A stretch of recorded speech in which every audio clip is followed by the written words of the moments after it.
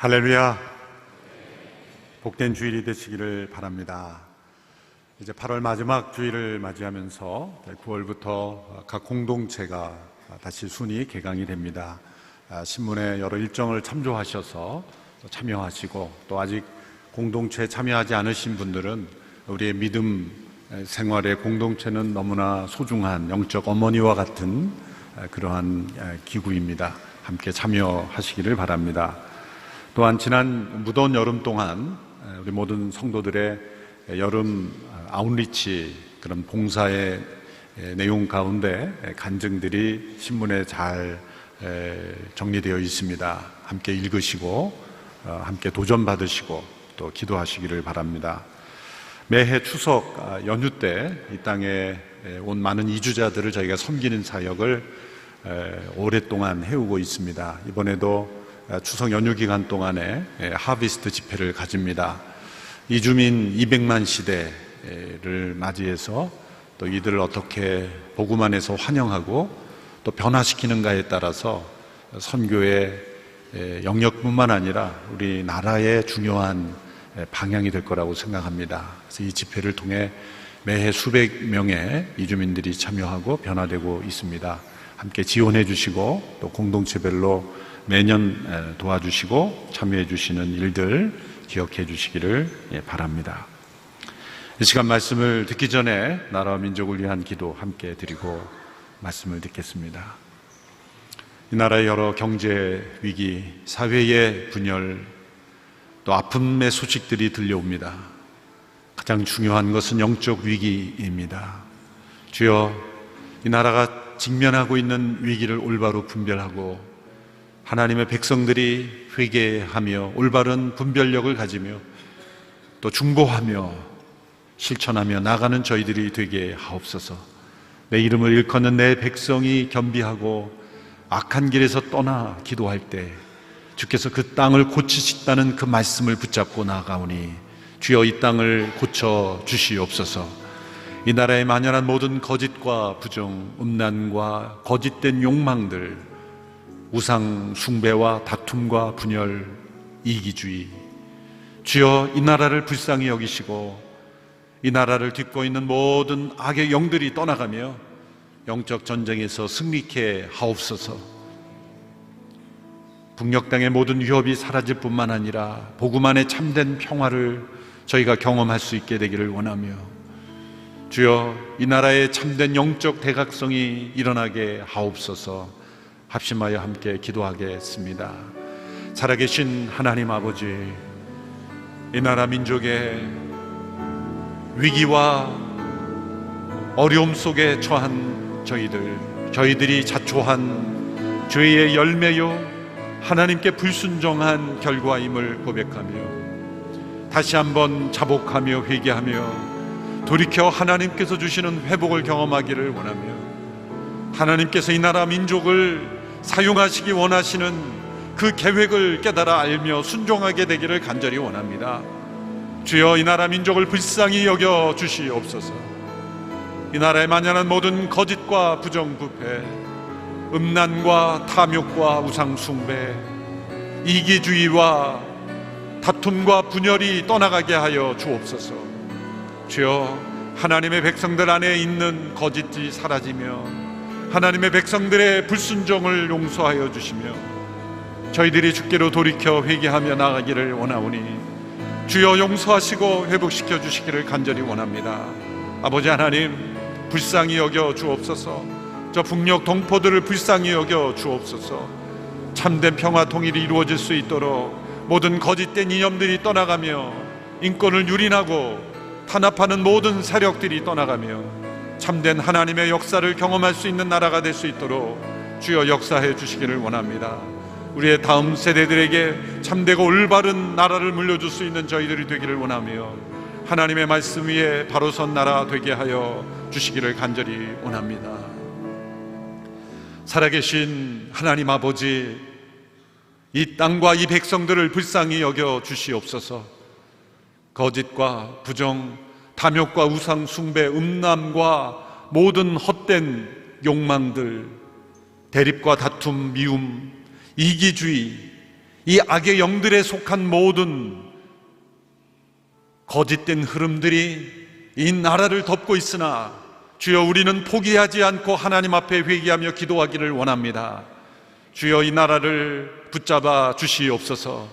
은혜로 덮어 주시옵소서. 십자가의 보혈로 덮어 주옵소서. 거룩과 순결을 회복하는 하나님의 백성들이 되기를 원합니다.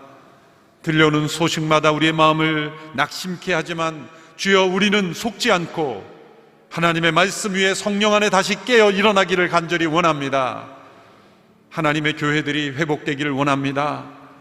주의 백성들이 거룩과 순결을 회복하며 이 땅을 다시 회복시켜 갈 수 있는 저희들이 될 수 있게 되기를 원합니다.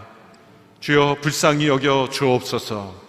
하나님의 창조 질서를 거스르는 모든 세력들은 떠나가게 하여 주시고 사단의 음흉한 관계에 속는 일이 없게 하여 주시옵소서. 우리의 다음 세대들을 기억하시고 우리의 자녀들이 부끄럽지 않는 나라 되게 하시며 죄악을 유산으로 물려주지 않게 하여 주옵소서. 거룩과 순결한 하나님의 백성들이 되게 하옵소서. 오늘도 이 영적 전쟁에서 승리하기 원합니다. 하나님의 말씀에 굳게 서기를 원합니다. 성령 안에 깨어있기를 원합니다. 하나님의 말씀을 통하여 우리에게 주의 음성 생생하게 들려주시옵소서. 예수님의 이름으로 기도하옵나이다. 아멘. 우리는 악한 사단과의 영적 전쟁 중에 있습니다. 이 싸움은 피할 수 없는 전쟁입니다. 악이 완전한 심판에 처할 때까지 우리는 이 싸움을 싸워야 합니다. 우리 스스로 중단할 수 없습니다. 또한 피할 수도 없습니다. 때로 거짓된 평화에 우리가 속는 경우가 있습니다. 이 영적 싸움을 싸우지 않고 회피하는 순간 우리는 사단의 식민지가 되기를 자청하는 결과이기 때문입니다. 참된 성도, 구원받은 성도, 성령 안에 살아가는 성도는 반드시 이 싸움을 느낍니다. 악의 영의 공격을 느낍니다. 그 유혹을 분별합니다. 언제 어디서 무엇을 하든지 이 악한 자의 공격과 유혹에 대항하여 싸우는 이 싸움을 싸우지 않는 성도는 참된 그리스도인이 아니라고 말할 수 있습니다. 우리는 이 싸움의 실제를 직시하고 이 싸움에서 승리하는 삶을 날마다 누려야 합니다. 우리가 대적하는, 우리를 공격하는 악한 자는 간교하게, 음흉하게, 교활하게 공격하는 능력이 있습니다. 왜냐하면 자신의 악을 있는 그대로 드러내지 않기 때문입니다. 우리는 악이 무엇인지를 알지만 악에 대한 제한된 지식과 경험만을 가지고 있습니다. 그래서 나타난 것이 분명하게 악으로 보일 때만 우리는 이것이 악한 자의 공격이라고 깨닫게 되죠. 그러나 놀랍게도 이 악한 자는 자신의 모습을 선의 모습으로 가장합니다. 때로는 광명의 천사로 가장한다고 말하고 있습니다. 그래서 우리의 눈에 보이게 우리의 생각에 선의 모습이라면 우리는 그 이면에 있는 악을 분별하지 못하고 받아들이게 되는 경우가 많습니다. 최초의 인간 아담과 하와도 사단의 유혹에 넘어갈 때 돕는 자처럼, 좋은 자처럼, 인간 편에 서는 것처럼 다가왔기 때문에 그 뒤에 숨어 있는 악을 분별하지 못한 것이죠. 따라서 인간 자신의 노력, 스스로의 노력으로는 이 사단의 관계를, 이 계략을 분별할 수 없다는 것이 성경이 우리에게 가르쳐 주고 있는 것입니다. 때로 우리에게 빛으로 나타나는 것이 어둠이요, 우리에게 도움처럼 보이는 것이 우리를 넘어뜨리는 장애물이요, 선으로 보이는 것이 악이기 때문입니다. 그래서 오직 성령 안에 깨어 기도해야 합니다. 그리고 우리의 영의 상태를 분별하고 악의 영의 공격과 유혹을 분별하여 우리는 대적해야 합니다.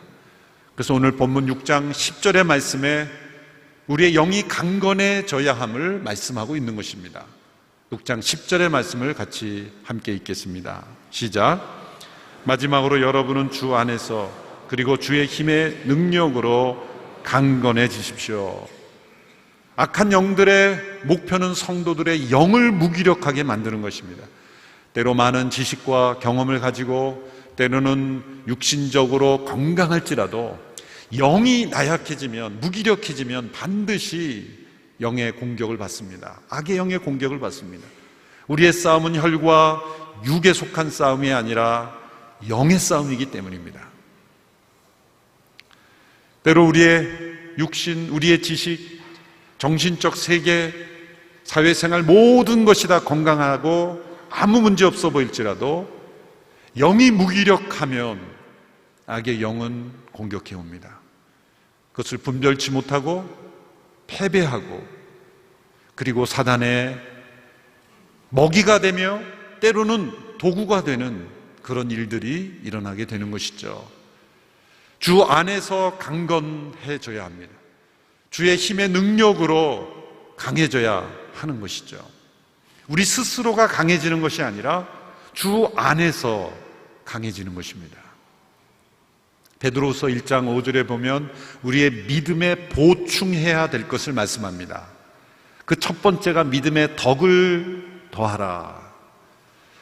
그 믿음의 덕을 더하라는 것은 우리의 믿음 위에 훈련되어야 될 것들이 있다. 덕을 더하라는 건, 이 덕은 윤리 도덕할 때의 덕이라는 것이 아니라 원래의 의미는 영혼의 힘을 갖도록 하라. 영혼의 힘을 가져라. 우리의 믿음 위에 영의 힘이 강건해져야 한다. 바로 에베소 6장 10절의 말씀을 의미하는 것이죠. 예수님을 믿고 구원받았다고 하며 또 믿음의 생활을 한다고 하면서 이 영이 강건해지지 않고 영적 생활에 대해서 둔감해지면 육의 신앙생활, 때로는 이 혼적 신앙생활에 머무르는 경우가 많습니다. 영으로부터 오는 그 공격을 분별하고 그 영이 강건해지지 못할 때 우리는 패배하고 마는 것이죠. 우리가 믿음 생활을 오해하는 경우가 많습니다. 하나님께 모든 것을 맡긴다. 분명 믿음입니다. 그런데 자유의지까지 포기하는 것이 맡기는 것이 아닙니다. 하나님께서 모든 것을 주관하시고 나의 인생을 인도하신다는 그 믿음은 나의 자유의지가, 내 안에 있는 영이 자발적으로 의지적으로 하나님의 뜻 그리고 성령 안에 생활하기를 선택하는 과정이 함께 이루어지는 것입니다. 죄로부터 벗어나는 것은 우리의 힘으로 할 수 없어요. 구원받는 것은 내 힘으로 이룰 수 없어요. 그러나 구원받은 자의 삶 속에는 우리의 영이 강건해짐으로써 우리의 영이 능동적이 되어야 됩니다. 우리의 영이 수동적인 될 때, 무기력해질 때 우리는 우리의 영이 끌려가게 되는 거예요. 그래서 내가 신앙생활을 열심히 한 것 같은데 영적 전쟁에서 패배하는 그런 경우는 영에 무기력해져 있기 때문이에요. 주 안에서 강건해지라. 더 구체적으로 설명하면 주 안에서 너의 영이 강건해져야 한다. 너의 영이 힘이 있어야 된다. 주 안에서 주께서 주시는 힘과 능력으로 영이 강건해져야 한다. 성령 안에 깨어 기도하고 말씀을 읽고 함께 공동체를 섬기며 또 이웃을 섬기며 봉사하며 전도하고 모든 것들이 다 우리의 영이 강건해지는 그러한 일들이라고 말할 수가 있습니다. 그런데 6장 10절에 보면 마지막으로 이렇게 되어 있죠. 마지막으로는 결론적으로 그런 의미입니다. 에베소서 전체를 요약하는 말씀이죠. 에베소서에서 가장 많이 반복되는 단어가 곧 주제지요.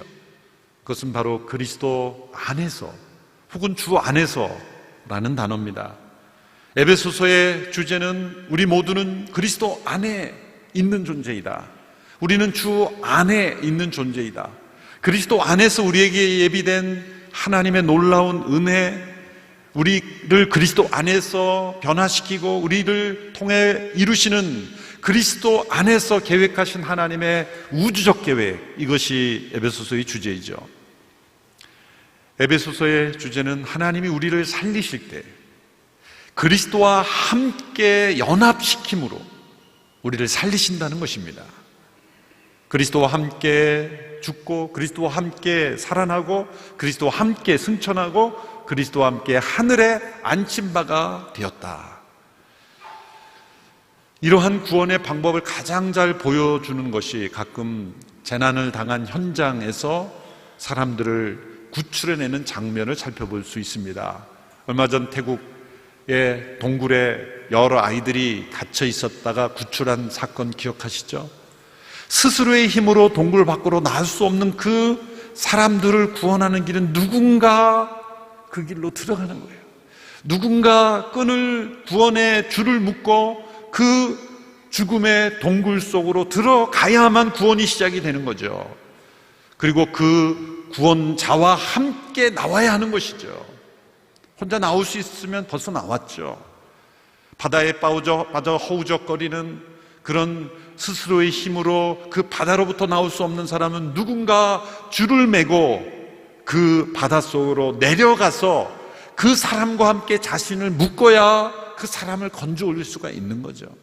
언제나 위기와 그리고 죽음, 멸망의 상태에 있는 사람이 구원받는 길은 구원자가 내려가서 그와 함께 묶고 연합함으로 다시 올라오는 길, 그것이 바로 구원의 길인 것이죠. 예수 그리스도께서 이 땅에 오신 것은 예수님 한 분이 얼마나 위대한가를 보여주는 것이 아니었습니다. 우리 모두를 그와 함께 연합시켜서 그의 죽음과 그 부활과 승천과 그의 다시 오심에 우리 모두를 함께 연합시키는 것, 이것이 하나님의 계획이라는 거죠. 우리는 그 그리스도 안에 있는 것입니다. 내가 예수님을 믿는다고 할 때 그 그리스도 안에서 일어난 일이 나의 일이 되고 나의 신분과 위치는 바로 그리스도 안에 있는 존재로 변화되는 거예요. 우리는 행실의 변화를 통해 어떤 신분을 쟁취하는 게 아닙니다.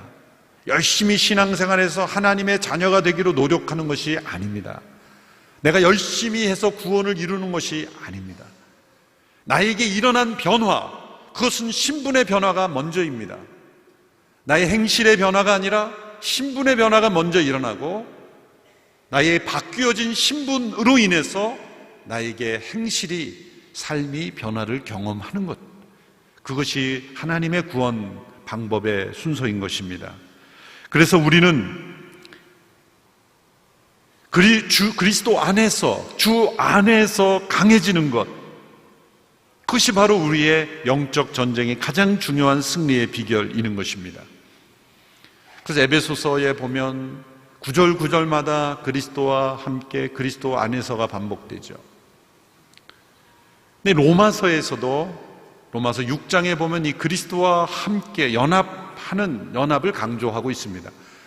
그런데 로마서와 에베소서의 차이점이 있다면 로마서에서에 나타난 그리스도와의 연합은 그리스도의 죽음과의 연합에 강조점을 두고 있습니다. 우리의 옛사람을 어떻게 처리하셨는가? 그리스도의 죽음과 함께 우리의 옛사람이 죽었으므로 이제 예수님의 죽음만이 아니라 그것은 우리의 옛사람, 우리 모두의 옛사람의 죽음으로 하나님은 여기신다. 그러므로 예수님만이 죽은 게 아니라 우리 모두가 죽은 것이다. 그러므로 우리가 받아야 될 하나님의 진노가 처리된 것이다. 우리는 눈 감아주는 사면이 아니라 죄를 그리스도 안에서 처리받은, 용서를 받은 의인이다. 선언하시는 것을 로마서 6장에서 설명하셨어요. 그런데 에베소서 2장 이후에 나오는 그리스도의 연합은 그리스도의 죽음과의 연합이 아니라 그리스도와의 부활과의 연합에 초점을 두고 있어요. 그것은 다른 것이 아니라 같은 것을 강조를 달리한 거예요. 에베소서는 부활 이후를 더 강조하고 있어요. 그래서 허물로 죽은 우리를 다시 살리셨고 그리스도와 부활과 함께 우리는 하늘에 앉힌 바가 되었다. 함께 승천하고 함께 하늘에 앉힌 바가 되었다. 부활 이후를 더 강조하고 있어요. 이것은 사도 바울이 그리스도와의 연합의 그 묵상과 계시가 점점 깊어지고 있다는 걸 의미하는 거예요. 로마서가 훨씬 전에 기록이 되어 있죠. 에베소서는 더 후기에 기록이 되어 있죠.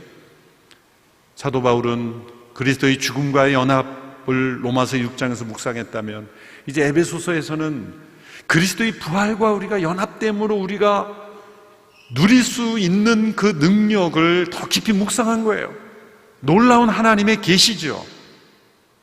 아직 부활하지 않았음에도 불구하고 이미 부활한 것으로 체험할 수 있다는 것이 얼마나 놀랍습니까?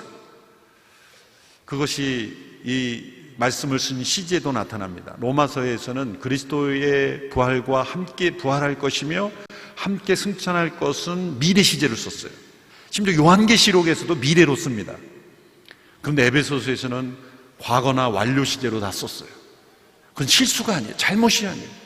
의도적으로 아직 우리가 죽음을 경험하지 않고 아직 부활을 경험하지 않았지만 예수님이 부활의 사건과 우리의 부활이 이미 이루어진 것으로 과거의 시제를 사용하며 설명했다는 거예요. 여러분, 이것이 우리에게 흥분할 소식이 되고 이것이 우리에게 능력이 된다는 것을 깨달아야만 우리는 영적 전쟁에서 승리할 수 있다는 거예요. 왜? 예수님의 부활과 함께 우리가 함께 죽은 우리가 함께 부활이 남겨져 있는 것이 아니라 함께 부활한 생명으로 지금 살아가고 우리의 신분과 위치가 그리스도와 함께 하늘에 앉힌 바가 되었다는 것이 바로 우리가 강해지는 것이다. 이 세상에 속한 어떤 지식, 경험, 육신으로 강해지는 것이 아니라 목소리가 커지는 것이 강해지는 것이 아니라 우리의 신분과 위치와 우리에게 주어진 권세로 인해서 우리는 강해지는 거예요. 그것이 주 안에서 강해진다는 의미인 것입니다. 그리스도의 죽음과 부활을 통해 이루신 놀라운 승리, 그분이 하늘에 앉은 바가 되신 것처럼 우리도 함께 하늘에 앉은 바가 되었기에 우리에게 주어진 그 승리가 있다는 거예요. 그래서 우리는 승리를 위해 싸우는 것이 아니라 승리한 상태에서 싸우는 거예요. 우리에겐 승리가 보장되어 있는 겁니다. 마치 이스라엘 백성들이 가나안 땅에 들어갈 때 하나님께서 분명히 내가 너희들에게 이 땅을 주었다, 과거형으로 썼어요. 이미 준 땅이다. 그런데 싸워야 되는 거예요. 백성들은 그것을 이해하지 못했죠. 하나님 이미 주신 땅이면 싸우지 말아야죠. 그냥 들어가서 얻어야지 왜 싸웁니까? 말이 되는 것 같지만 하나님은 승리를 약속한 그 싸움을 우리가 싸움으로써 그 하나님의 능력을 체험하고 하나님께 영광 돌려드리고 그 싸움이 없을 때에도 우리가 하나님의 백성으로 살아가도록 훈련하시는 거예요. 우리는 에덴 동산처럼 아무런 싸움이 없는 곳에 있는 것을 천국이라고 생각하십니다. 그래서 결국 타락한 거 아닙니까? 싸워 이기는 승리의 평화가 아니었기 때문에 에덴 동산은 죄가 없는 상태의 평화는 진정한 평화가 아니었던 거예요. 왜? 타락할 가능성이 있었기 때문에. 그러나 우리가 악과 싸우고 죄와 싸우고 사단과 싸워 정복한 승리의 상태에서는 진정한 평화가 있는 거예요. 왜? 우리가 타락할 가능성이 없기 때문에, 우리가 넘어질 가능성이 없기 때문에. 하나님은 이것을 위해서 세상의 악을 일시적으로 허용하신 것이고 이것을 위해서 인간이 악을 선택하도록 일시적으로 허용하신 것입니다. 성경 전체가 바로 사단을 이기시고 정복하신 승리가 우리에게 약속되었다는 것을 말씀합니다. 창세기 3장 15절의 말씀 우리 같이 읽어보겠습니다. 시작. 내가 너로 여자와 원수가 되게 하고 너희 후손도 여자의 후손과 원수가 되게 하리니 여자의 후손은 내 머리를 상하게 할 것이요 너는 그의 발꿈치를 상하게 할 것이니라 하시고, 이 말씀은 인간이 타락한 직후에 뱀에게 하신, 즉 사단에게 주신 말씀입니다. 이 말씀은 최초의 복음이라고도 말해지고 원시 복음, 하나님의 구원의 역사가 담겨 있는 놀라운 말씀입니다. 이 말씀을 보면 세 단계의 갈등과 전쟁이 남겨 있죠. 첫 번째, 여자와 뱀이 원수가 되는 단계. 두 번째는 이 뱀의 후손과 여자의 후손이 서로 싸우는 단계. 세 번째 단계는 여자의 후손과 뱀이 싸우는 단계. 여기는 역사와 시간의 흐름이 들어가 있습니다. 첫 번째 단계에서 여자와 뱀이 원수가 되게 하신 것, 원수를 서로 지간을 만들고 미움을 창조하신 것은 하나님이십니다. 하나님은 악에 대한 미움까지도 창조하시고, 그리고 이 사단과 원수지간을, 인간을 만들므로써 그들이 한 무리가 되지 않도록 하신 거예요. 그래서 타락한 인간이지만 우리 안에는 악에 대한 미움이 있어요. 아무리 흉한 잘못을 행한 사람도 부끄러움을 느끼죠. 왜 얼굴을 숨기죠? 그 모든 이면에는 악에 대한 미움이 있는 거예요. 악을 사랑해서, 악을 정말 사랑해서 악을 짓는 사람 없습니다. 나름대로 의미 있는 선을 가지고 있죠. 말도 안 되는 것이지만, 그러나 그 마음속에는 악에 대한 미움이 있어요. 그것은 어디서 온 것일까요? 또 이런 경우를 보십시오. 악한 일을 서로 함께 모의해서 한 사람들은 반드시 갈등이 일어납니다. 세상의 역사에서 악한 일을 서로 모의해서 함께한 사람치고 지금까지 평생 우정을 지킨 사람 없어요. 선한 일로는 끝까지 우정을 지킬 수 있어도 악한 일을 함께 실행한 사람치고 그 우정이 영원한 거 없어요. 이상하죠? 반드시 갈등이 일어납니다. 함께 도둑질하고 사기치고 거짓으로 뭔가 음모를 꾸민 사람들은 반드시 배신자가 나오고 무엇이 나오고 서로 갈등. 왜? 하나님께서 악과 인간 사이의 갈등의 관계를 하나님께서 만드셨기 때문이에요. 왜? 우리를 그 악으로부터 구원하시기 위해서. 두 번째 단계에서는 뱀의 후손과 여자의 후손이 서로 싸운다 그랬죠. 후손끼리 싸움, 이것은 역사를 의미하는 것입니다. 놀랍게도 최초의 인간 다음의 후예였던 가인과 아벨이 살인을 하죠. 가인이 아벨을 살인하죠. 형제끼리의 살인이 일어나죠. 어떻게 이런 일이 일어납니까? 사단의 후손이 따로 있는 것이 아니라 인간의 후손 가운데 사단의 먹이가 되고 사단의 종로로 타는 사람들이 일어난다는 거예요. 그러나 하나님은 경건한 후손들을 끊임없이 일어나죠. 가인이 아벨을 죽였지만 하나님은 경건한 셋의 후손을 다시 일으킵니다.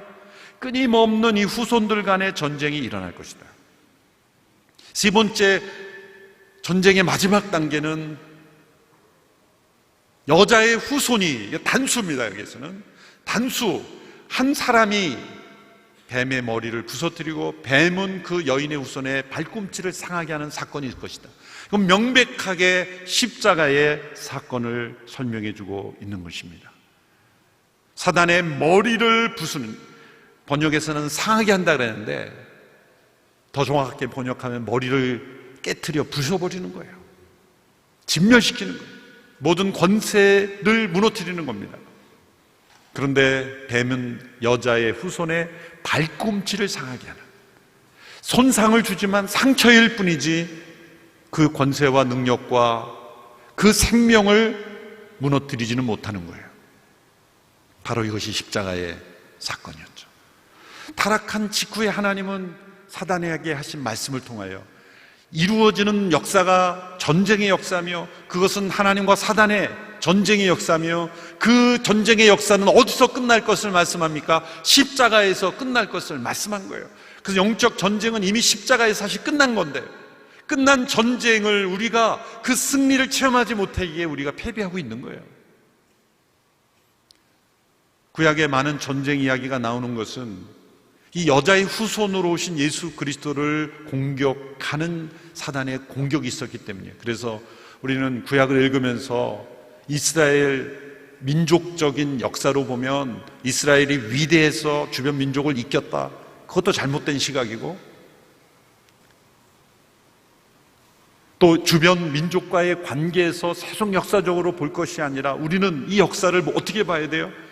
여자의 후손, 온 인류를 구원할 여자의 후손이 아브라함의 후손인 이스라엘 백성들 가운데 날 것이기 때문에 하나님은 그 백성을 보호하고 그 씨를 보호하고 그 여자의 후손이 태어나는 역사 속에 하나님은 관여하신 거예요. 어떤 왕이 위대하고 어떤 왕이 그런 대단했기 때문에 그 백성을 보호한 것이 아닙니다. 그래서 아브라함과 다윗의 자손 예수 그리스도를 지키신 거예요. 예수님이 태어나셨을 때 헤롯 왕이 공격했죠. 2살 아래의 모든 영아들을, 베들레헴에서 태어난 아기들을 다 죽였죠. 대학살이 일어났죠. 공격입니다. 때로는 대학살을 통해, 때로는 어떤 정치 제도를 통해 수많은 공격이 일어났죠. 예수님이 성장 과정에서도 모든 시험과 유혹을 다 받으셨다 그랬습니다. 공생애를 시작하셨을 때는 광야에서 사단이 공격했죠. 예수님 그 모든 다 시험을 이기실 뿐만 아니라 예수님도 사단을 공격하셨습니다. 귀신을 내어 쫓고, 그리고 흑암에 갇힌 자들에게 빛을 보여주게 하시고, 포로 잡힌 자들을 자유케 하시고, 예수님은 놀라운 기적과 능력으로 사단의 나라를 무너뜨리셨어요. 사단도 계속 반격하죠. 세상의 권세를 잡고 있는 부정한 지도자들을 부추겨서 가룟 유다를 배신하게 하고, 유대 지도자들, 빌라도 종교 지도자들을 부추겨서 예수님을 십자가에 못 박는 죽음으로 나가게 했죠. 그는 예수님이 죽으셨을 때 승리했다고 자축을 벌였을지도 모릅니다. 그러나 창세기 3장 15절의 마지막 단계처럼 그것은 예수님의 발꿈치만 상하게 할 뿐이었어요. 도리어 그 발꿈치를 상하게 하는 일을 통해 사단은 머리가 부서지는 패배를 경험하게 된 겁니다. 해머를 들고 있는 사람의 발꿈치를 뱀이 문다 그럴 때 그 뱀은 자살 행위를 한 것과 마찬가지인 거예요. 역설적인 일이 일어난 거죠. 그 여인의 후손의 발꿈치를 상하게 하는 일을 통해 사단은 멸망을 당하는 거예요. 그 십자가에서 사단은 자기가 승리했다고 착각했지만 하나님은 부활을 통해 그 십자가에서 승리를 하신 겁니다. 여러분, 이것이 우리에게 능력이 된다는 거예요.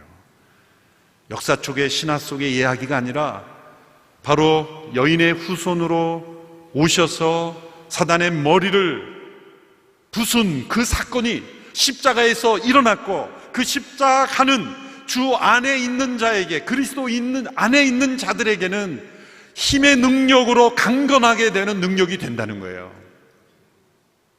그것을 골로새서에서 더 풀어서 우리에게 설명해 주고 있습니다. 골로새서는 에베소서와 함께 쌍둥이 서신이라고 하죠. 바울이 같은 감옥에 갇혀 있을 때 서로 다른 지역에 있는 성도들에게 보낸 서신이기 때문에 그 영적 깊이와 사상이 동일하다라고 볼 수가 있고, 그 표현이 강조점이 다르지만 놀랍게도 그것은 영적 전쟁을 향하고 있어요. 그래서 골로새서 2장 14절 15절에 보면 십자가의 사건을 설명하면서 영적 전쟁의 시각에서 십자가를 설명합니다. 2장 14절 15절의 말씀 같이 읽습니다. 시작.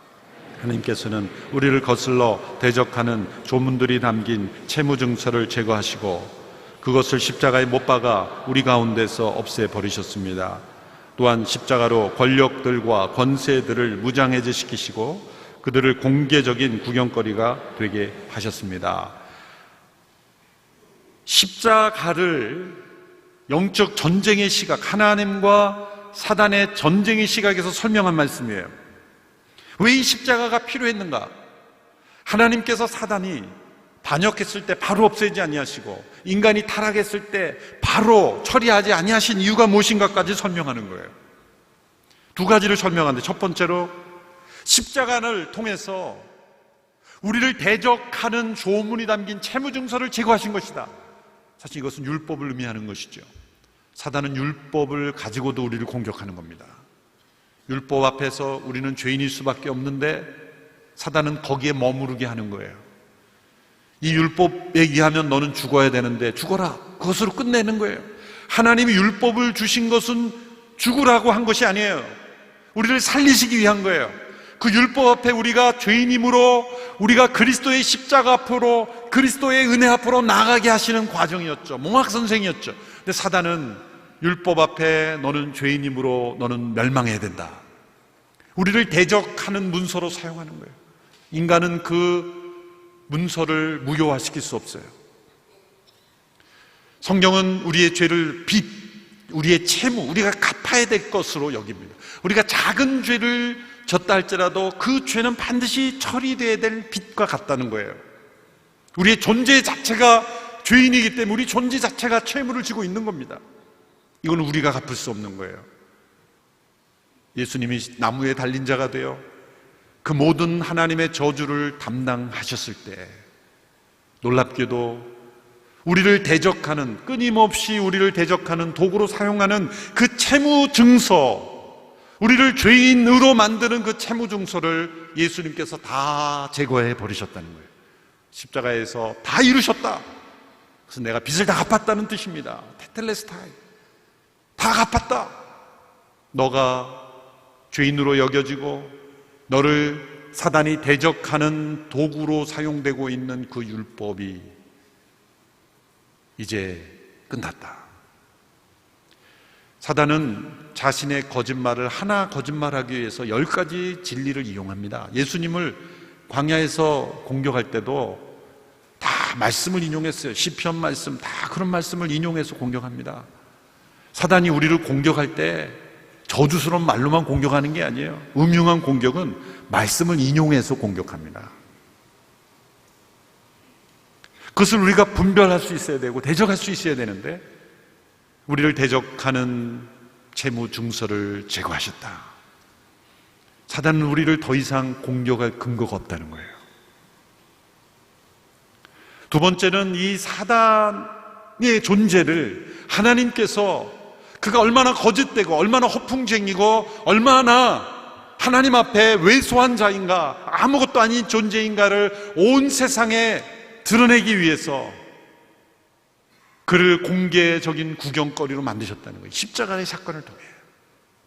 여기서 우리는 이 말씀을 통해 하나님께서 천사가 타락하여 악한 자가 됐을 때 왜 한 번에 쓸어버리지 않고 내버려 두셨는가? 하나님 능력이 없으신 거 아닌가? 그럴 의지가 있으신가? 그런 질문을 많이 던지게 되죠. 여기에 대한 해답이에요. 하나님은 바로 처리하지 않으신 이유는 하나님을 대적한 무리의 결과가 어떻게 됐는지를 온 세상에 밝히 드러내기를 원하셨고, 거짓이 얼마나 허무한 것인가, 거짓이 얼마나 잘못된 것이고, 그리고 사단의 무리가 얼마나 허풍쟁이인가를 온 세상에 드러내시는, 그럼으로써 하나님의 영원한 나라를 보여주시는 계획을 행하신 거예요. 이것이 다 영적 전쟁의 시각이죠. 십자가는 그래서 하나님의 승리입니다. 그리고 십자가는 우리의 승리입니다. 십자가는 우리를 대적하는 모든 채무증서를 제거하셨고, 우리를 공격하는 모든 사단의 도리어 조롱거리가 되어야 한다는 것을 우리에게 밝히 보여준 사건이기 때문입니다. 그래서 주 안에서 강건해지는 것은 바로 이 십자가의 승리가, 우리가 십자가에 붙잡힌 자가 될 때는 그 승리가 나의 승리가 되는 거예요. 우리의 승리가 된다는 거예요. 고린도후서에서는 이 승리를 다른 각도에서 설명합니다. 2장 14절의 말씀, 고린도후서 2장 14절의 말씀을 같이 읽습니다. 시작. 그러나 우리로 그리스도 안에서 항상 승리하게 하시며 우리를 통해서 모든 장소에서 그리스도를 아는 냄새를 나타낼 수 있게 하시는 하나님께 감사를 드립니다. 우리로 그리스도 안에서 항상 승리하게 하신다. 이 승리하게 하신다는 말씀은 이렇게도 번역이 됩니다. 우리로 하여금 이 그리스도의 승리의 행전에 포로로 함께 잡혀있게 하시고, 옛 로마 장군들은 전쟁에서 승리하고 돌아오면 항상 전쟁의 승리의 증거물로 포로들을 뒤에 끌고 왔습니다. 그 포로가 얼마나 많으냐가 얼마나 큰 승리인가를 보여주는 증거이기 때문이죠. 바울은 이 승리의 행전을 가시화해서 그림으로 보여주면서 예수님의 십자가의 승리를 설명하고 있는 겁니다. 그것은 무엇입니까? 예수님께서 사단을 이기시고 십자가에서 승리하신 그 전쟁의 승리의 결과의 전리품들이 바로 우리들이라는 거예요. 우리들이 바로 예수님의 승리의 행진에 바로 예수님 이어서 우리가 함께 포로로, 예수님께 사로잡힌 포로로, 과거에는 사단에 사로잡힌 포로였지만 이제는 예수님께 사로잡힌 포로로 함께 승리의 행진을 하고 있다는 거예요. 다른 종류의 포로죠. 예수님께서 십자가에 죽으시고 부활하셨는데 사흘 만에 부활하셨죠.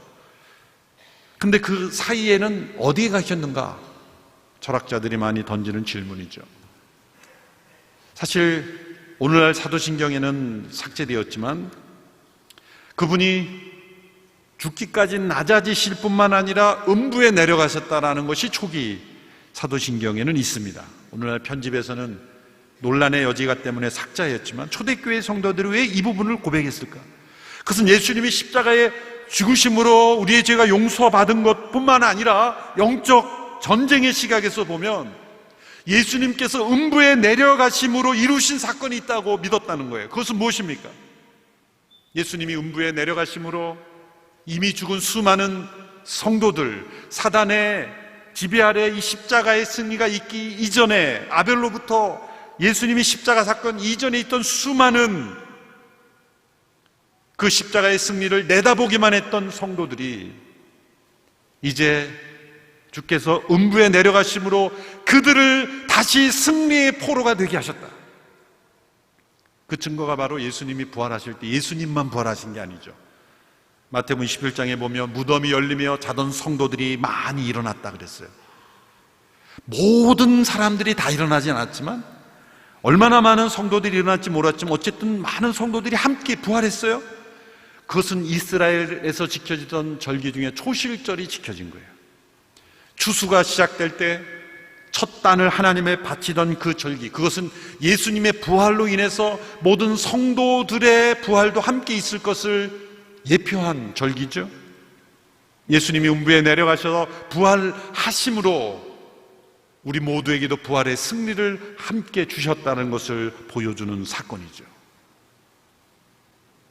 예수님의 십자가의 죽음은 이 세상의 세력, 사망과 죽음의 권세를 잡았던 마귀를 멸망시키시고 그 죽음과 사망의 열쇠를 다시 가지시는 거예요.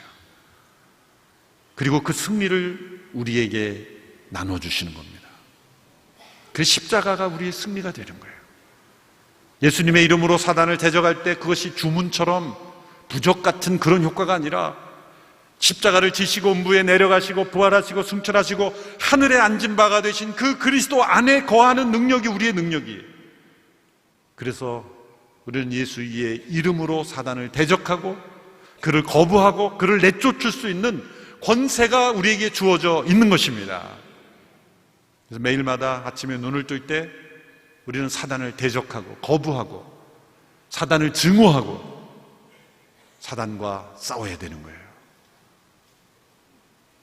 로마서 16장 20절의 말씀에 하나님께서 우리에게 약속하신 말씀이 있습니다. 로마서 16장 20절의 말씀 같이 읽어볼까요? 시작. 평강의 하나님께서 속히 사단을 너희 발 아래서 상하게 하시리라. 사단을 우리 발 아래 상하게 하신, 우리가 발을 밟을 때마다 사단을 상하게 할 수 있는 근거는 우리가 주 안에 있기 때문입니다. 그리스도 안에 있는 자들은 날마다 사단의 머리를 밟으며 짓밟으며 이렇게 아침마다 일어날 때마다 우리가 외치십시다. 사단아, 오늘도 내가 너를 밟고 지나갈 것이다. 너는 나를 무너뜨리지 못한다. 너는 나를 속이지 못한다. 나는 너를 미워한다. 나는 너를 용납하지 않는다. 그렇게 사단을 대적하고 사단을 거부하고 선포할 때 하나님께서 우리에게 그리스도 안에서 약속하신 승리가 우리의 삶 속에 체험될 줄로 믿습니다. 운전하다 보면 길이 막혀 있죠. 왜 막혔나 그 앞을 보면 경찰관이 손 들고 막고 있습니다. 아주 젊은 경찰관 한 분이 막고 있는데 아무도 거부하지 못하는 거예요. 그 수많은 사람들이 그 한 사람 치우면 지나갈 수 있는데 왜 그 사람에게 눌려가지고 못 가고 있습니까? 단 한 가지 이유죠. 법의 권세 때문에, 국가의 권세로 막고 있는 거예요. 여러분, 우리 자신에게 있는 힘과 능력이 아니라 그리스도께서 이루신 이 영적 권세가 우리에게 주어져 있기 때문에 우리가 사단을 향하여 손을 들고 대적하면 사단은 움직일 수 없는 겁니다. 우리의 영을 허약하게 내버려 두지 말고 끊임없이 사단을 대적하고 그리스도 안에서, 주 안에서 그 힘을 사용하고 그 권세를 이용할 때 놀랍게도 우리를 유혹하는, 우리를 공격하는 모든 사단의 세력들은 무력화될 것입니다. 십자가의 승리가 우리에게 약속되어 있으니 이 승리를 날마다 체험하는 저와 여러분이 되기를 주님의 이름으로 축원합니다.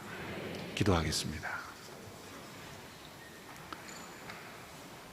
십자가를 통해 우리에게 승리를 주신 예수 그리스도 안에 우리 모두가 온전히 거하는 저희들이 되기를 원합니다.